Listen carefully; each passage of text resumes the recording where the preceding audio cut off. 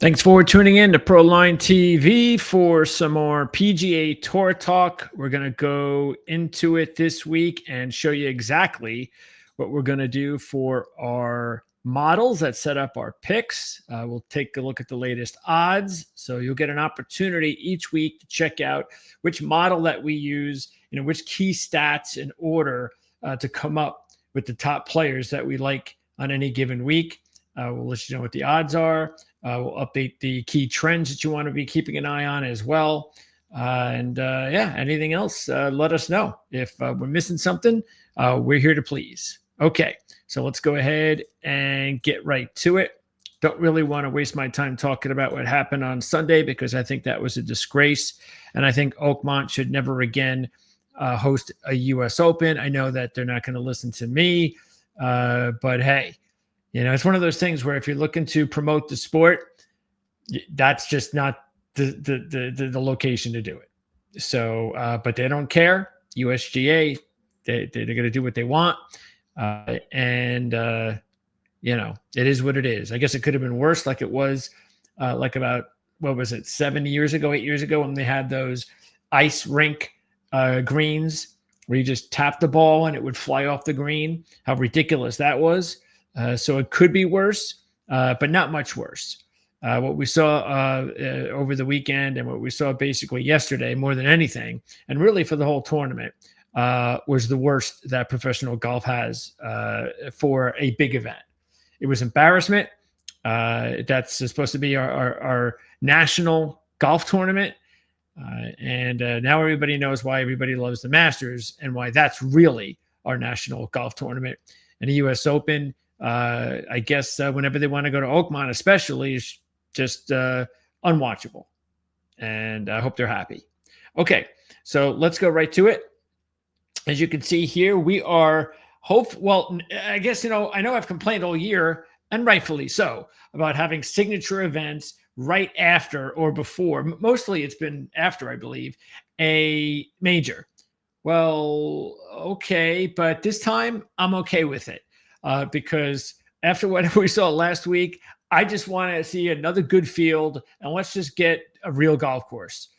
So we're going to get some real scoring. We're going to get some top players out there, the players that we want to see, and we're going to get some good golf, hopefully, because the winning score could be somewhere around 20 under par, depending on, the weather and all that other stuff, because this golf course is actually one of the smaller golf courses, TPC River Highlands. All right, before we get into all that, big surprise, Scotty Scheffler remains he is the only favorite at 3-1. And it just seems about a month ago that Rory was like nipping on his heels. Well, the way Rory's playing right now, that is the case. So Scotty's back to being the heavy favorite. And there you see Rory still in second place. But again, I know it's a different golf course, but Rory's just not playing well. We saw it in Canada. He is, I'd be shocked that if he won another event this year. I think he is so mentally drained after what happened at Augusta. And I just think there are too many other players out there capable of winning. And I just don't think, and look, Rory will take it every day of the week. He'll take the Masters win, and he can go 10 over par every week for the rest of the year, and he'll take it. I just can't see that unless he starts to gradually get it back, but we're almost running out of time. Open Championship's going to be in about a month, and then it's all off to the playoffs, and then the season's over. So it goes by pretty quick. Okay, there you see the top guys are the usuals. Justin Thomas is another one whose game has just gone completely garbage. You see the rest of the field here. Sam Burns, that was just so hard to see on Sunday. And McIntyre had a good week.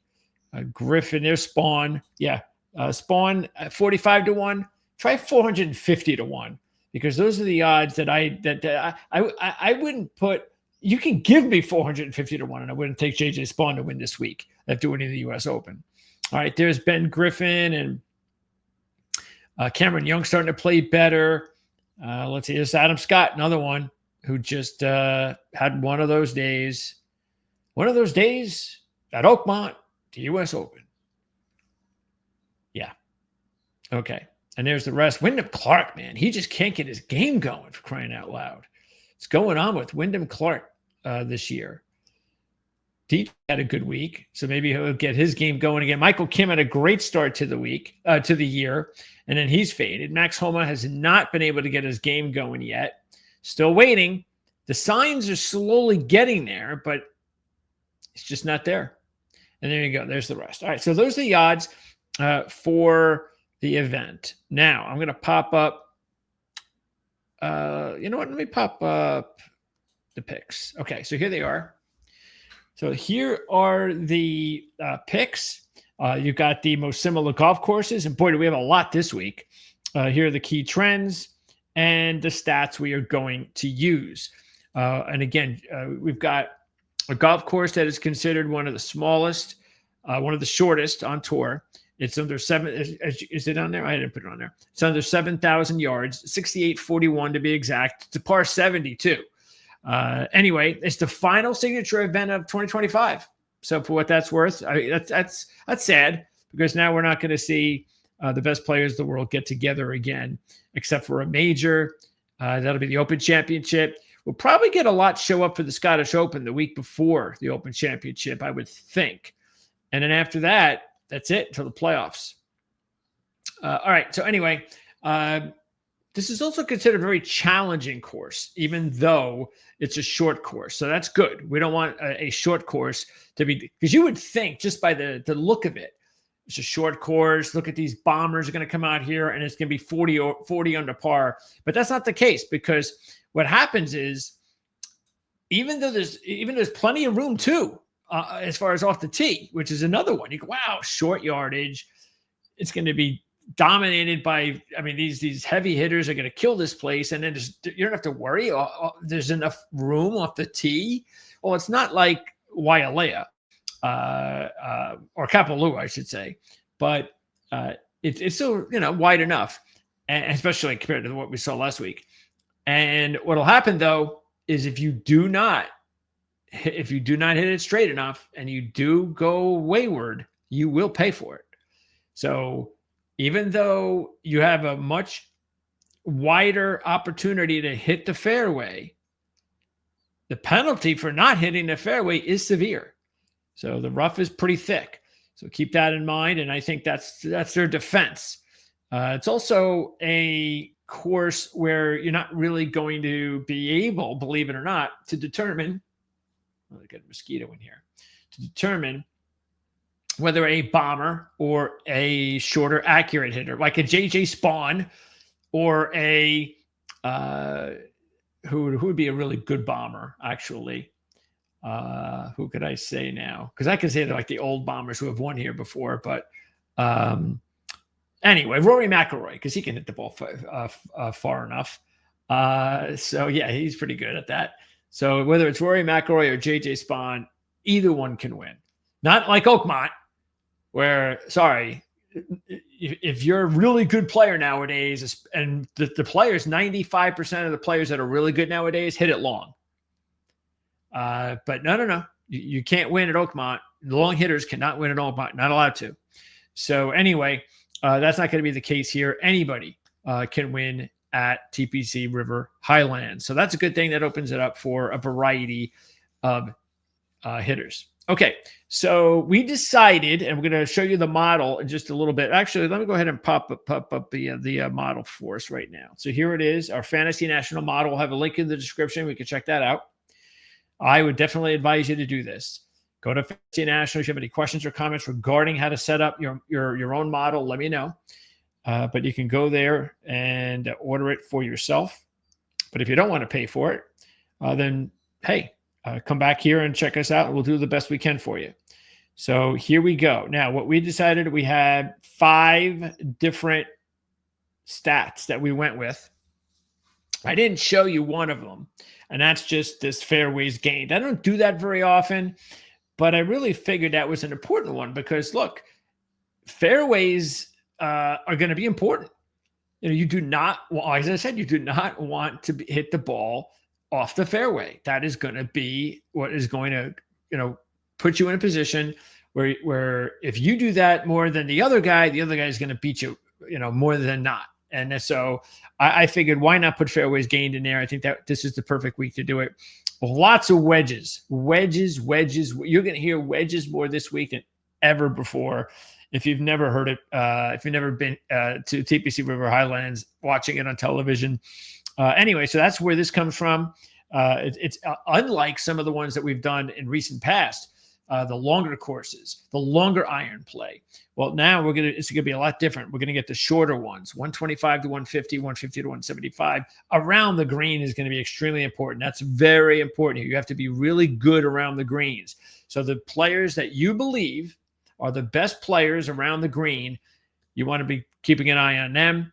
And off the tee is also very important for a variety of reasons, including some of the ones we've already talked about. Okay. So, some trends, and I've already shown you some of those. You've seen them, but the fact is, lots of winners here of the higher ranked variety, not top 10 or anything like that, but top 30, as you saw. Matter of fact, the last 11 winners ranked inside the top 60. So we haven't had a lot of long shots here winning lately. Also, Jordan Spieth is the only player to win on his very first appearance since 1997. That was Stuart Sink, and that's been 26 straight. So anybody who hasn't played here before, and I do have somebody on my board out of my 7 players that has never played here before, that's Gracerman. So he's going to look to break that streak that Jordan Spieth holds as the only player since 1997. So 26. So basically 25 out of 26, something like that, I believe it is. I guess that's the way it works. Okay. So let's get to it and let's go down the list here, because the reasoning of why I picked who I picked. Okay. So if we go through the top 4 here, Scheffler, McIlroy, Schauffele, and Morikawa. Okay, so pretty much every week right now, the way things are, they're the ones to beat. I don't know. Scheffler is coming off the U.S. Open, and I know he'll want to get back on the winning side. It's been a couple of events, but he's actually not putted particularly well lately on bent grass. And the model actually has him going the opposite direction. So this model, and I'm telling you, you're not going to see this model very often. This model has not worked out for Scotty lately. So he's going the opposite direction. Now here you're going, wait a second, it's pretty good here. But, and I'll get, this is 24 rounds. So let me just even hit like 12 rounds. Let's get a little bit sooner than that. And look, he's down to 17th. And you know where he ended up on the 4 rounds? 35th. So he's going the wrong way as far as the model is concerned. And the same thing for the putting. Let me pop up the putting. So this is bent grass. This is the last 24 rounds on bent grass. Now, bent grass comprises about 75% of the greens. I mean, as far as the mixture, you've got Poa annua, about 25%. So 3/4 mixed.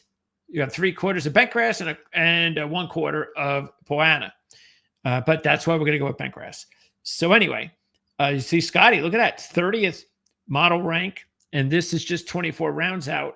And if I go all the way down just to how he's coming in his last event on bent grass, not good at all. So he's going the wrong way on the model and on the putting surface. And he's the defending champ, so he'd have to win 2 straight. It's, look, if anybody can do it, we know Scotty can do it, but we're getting no value here. So obviously, look, if last week was a week that if you're going to take Scotty because of how important it was, and matter of fact, everybody thought this was going to be Scotty's U.S. Open to win. Well, I think we know better. The next time we're at Oakmont, if I'm alive in 10 years, whenever it is, I will remember to remind everybody that don't pick a favorite. Just go ahead and pick a whole bunch of long shots. Pick Carlos Ortiz. Okay. So now the problem with Rory, we already talked about that. I don't know why we would take Rory the way he's playing right now. Schauffele still hasn't been able to get any momentum going yet, even though this is a good golf course for him. Matter of fact, he won here in 2022, but he's also been very good at U.S. Opens, and that didn't help him. And Morikawa, I think he's the best out of the four because you get 18-1 value. But I still don't like his game either. I mean, he was at least somebody you could go with earlier in the year. And it was just a more of, well, mentally, he's just got to get over this mental block of closing. Well, now he's not even putting himself in a position to close. So, yeah, it's not looking good right now. He doesn't have a top 10 in his last 6. And so I just don't see this being a good one for Morikawa. But out of the 4, I would actually go with him because he's not playing any worse than Schauffele, or actually he's playing better than Schauffele and Rory lately. So I'd rather just take Morikawa, especially because in the model, they pop up the model. Morikawa is very good with the model. Where are we here? This is 12 rounds. Where is he here? He's second. Okay, so Morikawa, and you're getting 18-1. That's the one I would go with out of those 4. Okay, Cantlay is someone that's really good here. He's got 8 top 25s out of 10. And 2 straight top 5s. Okay, the last 2 years, both top 5s for Cantlay, 37 under par combined. The problem is he's missed 2 of his last 3 cuts, and both in the majors. So that could actually be a good thing because this isn't a major. And it's just, he just does not look like he's on his game either. So I expected more out of Patrick this year myself, and he's kind of let me down. JT, another one that's just what is gone on with Justin Thomas. Now, I would guess this is going to be better for him, especially he's looking a lot better on bent grass greens lately. So there's that. He's been top 10 here the last 2 years like Cantlay, so that's good. But the model is going the wrong way. And he doesn't even put himself in a position to win lately. Sort of like Rory. It's like he's completely lost his game. I just can't imagine. I just can't think this would be. Why would I take him the way he's been playing? I got much better options. Oberg is another one. I expected a lot more to Oberg last week, and we didn't get it. The model okay for Oberg. The putting has not been good for him lately. Both two top 30s here, but that's it. Doesn't have a top 20. And he also misses last 2 cuts in majors.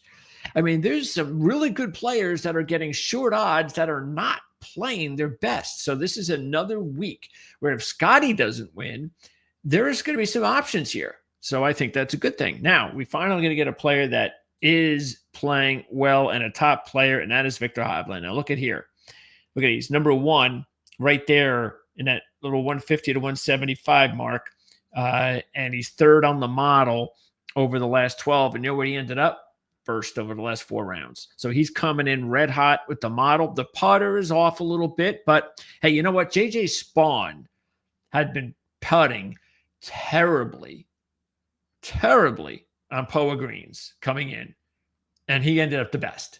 How many times have we said that with the putter?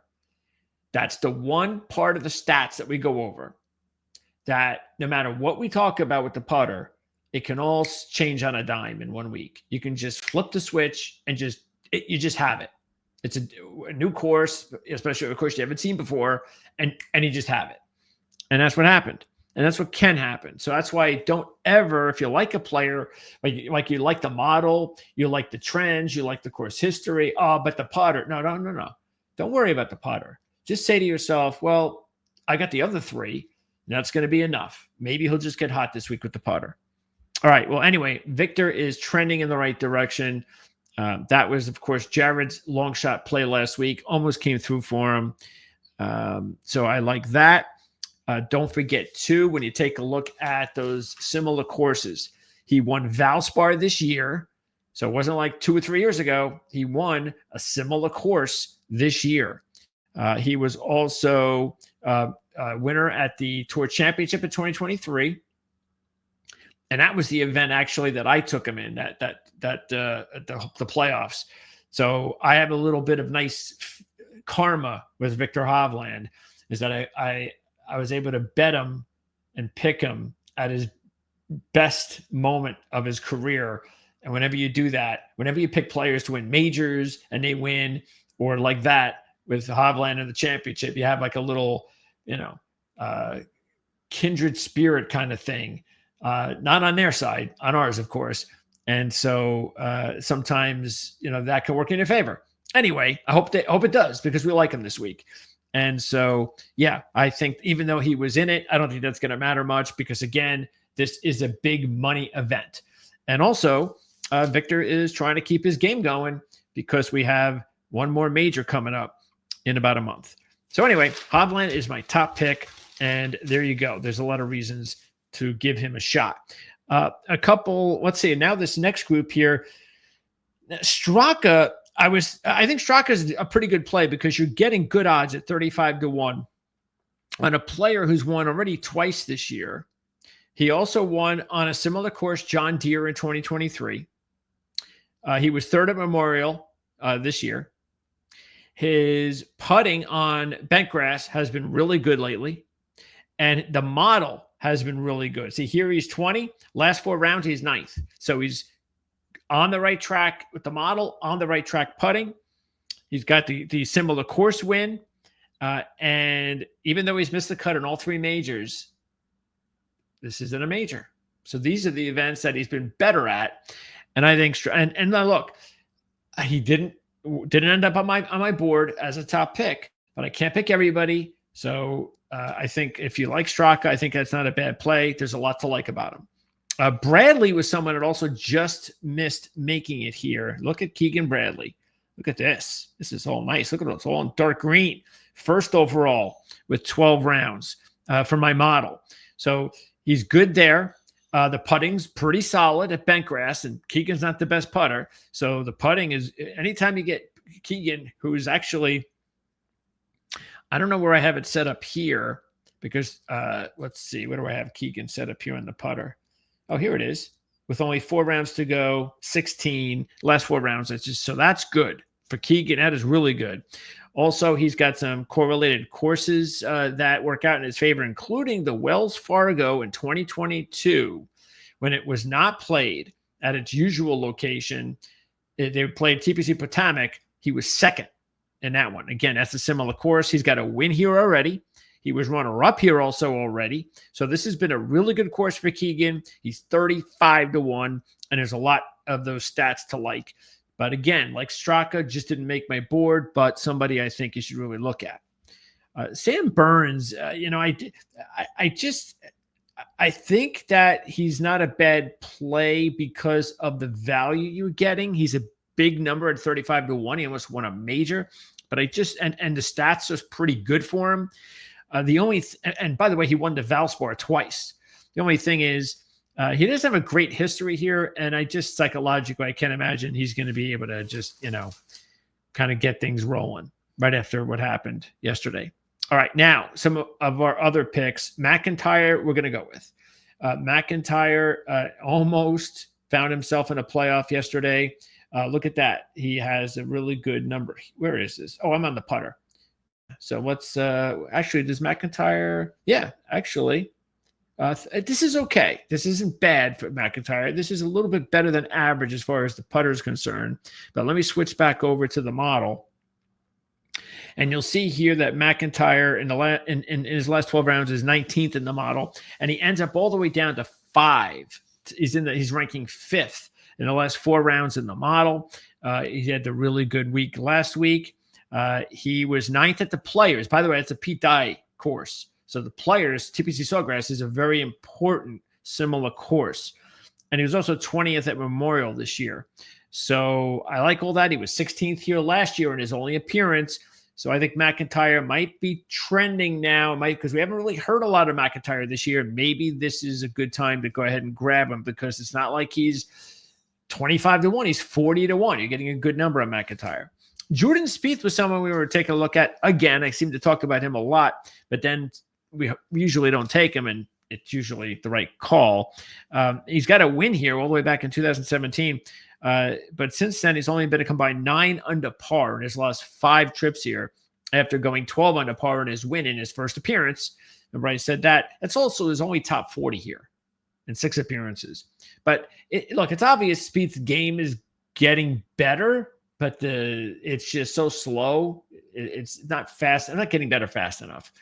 And the good thing is his putter's starting to come around a little bit, and that's really one thing that's been holding him back. Okay. Ben Griffin, 8th, 12 rounds, like it in the model. Putter also 11th, last 4 rounds. Last 4 events, all top 10s, including a runner-up and a win. He was there all 4 rounds at the US Open. And he's getting 45 to 1. He's like the hottest player right now in the world. And you're getting 45 to 1. Normally, it's like the model's nice, the putter's nice, the stats are nice, but he doesn't have a good history here. 67th in a missed cut, but that was the different Ben Griffin. Okay, so I'm getting 45 to 1. I think there's too much value there for me to pass on Ben Griffin this week. I think Shane Lowry was someone you might want to keep an eye on because he has gradually gotten better here in all 4 of his appearances, including 9th last year at 17 under par. The only thing is the putter is still not all that great, and the model is going the opposite way, which we don't like. I still think he's not a bad idea because you're getting 45 to 1. Berger is someone who, where is Berger? Here he is. See, that's not bad right there. 4th in the model. But the putter has not gone well on bentgrass lately, and he has been really bad here the last 2 years after starting 5th and 2nd his first 2 years. So Berger's someone to keep an eye on. I'd take a look and see if he gets off to a good start. At least I would take a look at it going into the 3rd round. And the reason I say that is because there's another live trend you need to know. Don't worry if you're behind early. Almost 50% of the last 13 winners started the 2nd round outside the top 10, including 15th, 25th, 48th, 62nd, and 79th. So, and 8 of the last 13 started round 2, 3 shots back or more, including 7 shots back, 8 shots back, and 9 shots back. So this is one of those events where it does not matter what you do in round 1, but you better be there after round 2. So, it might be a good idea too. Usually when you get these big changes from first round to the 2nd round, most of the time it's when you go with the PM Thursday group and the early Friday group. Okay, so keep an eye on that. This is one of those weeks where you might want to favor some of those tee times late on Thursday, early on Friday. Okay. What else do we got? Cam Young. Absolutely, this is the time to jump back on Cam Young. He was 9th here last year after his 60th in his first appearance. The model has him headed in the right direction. He went from 28th with 12 rounds down to 15th in his last 4 rounds. The putter's been okay. It's a little bit better than average on bentgrass, and that's good for Cam, who actually putted really well on POA at the US Open.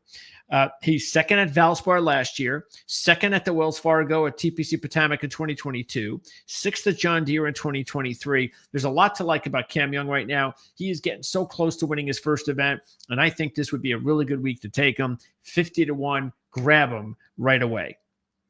Aaron Rai is someone you might want to consider. The model's really good with Rai, as you can see down here, 6th. And but the only thing is his putter's not gone well lately on bentgrass, and he doesn't have a top 15 in his last 8 events. But he's won the Wyndham last year, and also 7th to John Deere last year.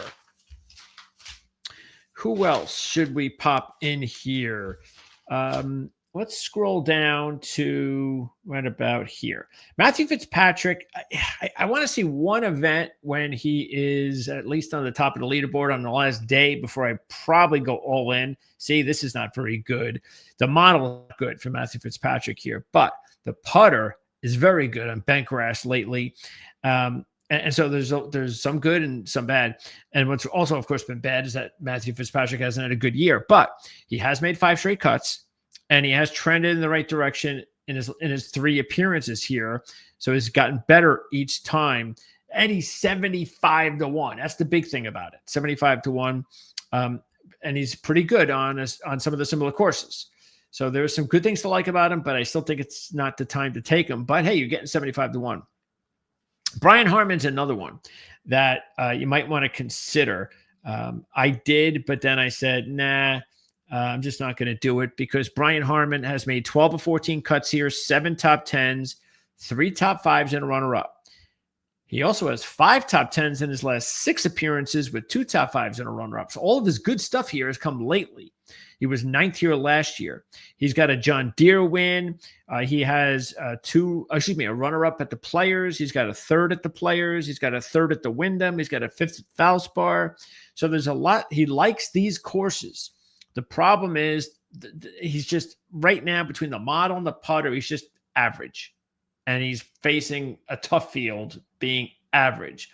So another player, though, that if he gets off to a start, someone that looks like he's hanging around and you're getting good odds on him going into the weekend, you might want to consider him.